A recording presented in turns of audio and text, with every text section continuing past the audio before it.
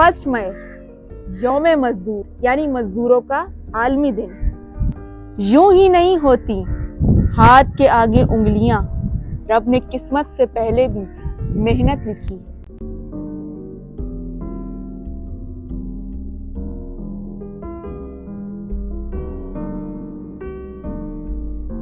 Labour day यानी मजदूर का दिन, या यूं कहूं कि सिर्फ मजदूर का दिन नहीं बल्कि हर मेहनत कश का दिन।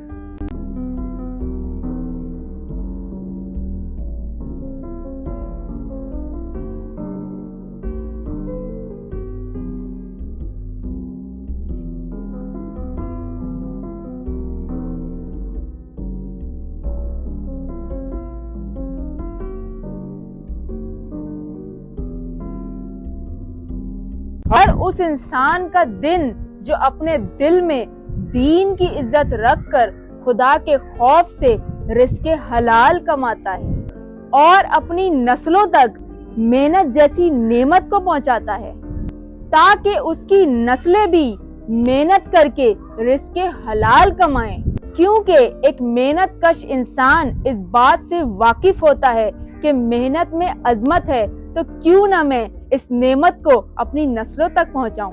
मेहनत एक नेमत है और ये नेमत उसी के पास होती है जिसके रिज़्क़ में लुक़मा हलाल हो, क्योंकि जब लुक़मा हलाल हो तो खून भी हलाल बनता है, और जब खून हलाल हो तो इंसान अपने रब की तरफ बढ़ता है, और फिर जब वो अपने रब की तरफ बढ़ता है तो उसके पाक नामों में उसे याद रखना शुरू कर देता है। तो इंसान का रिज़्क़ इतना ही है जितना अल्लाह पाक ने उसकी पैदाइश के वक्त लिख दिया है। अब उसे हलाल या हराम तरीके से हासिल करना खुद इंसान के ही इख्तियार में है। अब आ जाते हैं लेबर राइट्स ऑफ इस्लाम पर, यानी मजदूरों के हुकूक पर।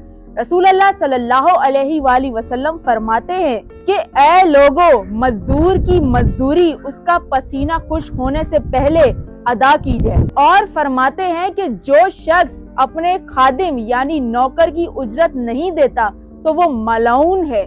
और फरमाते हैं कि जो शख्स मजदूरों पर जुल्म करेगा तो खुदावंद आलम उसके अमालों को जाया कर देगा और उस पर बहिश्त यानी कि जन्नत भी हराम कर देगा।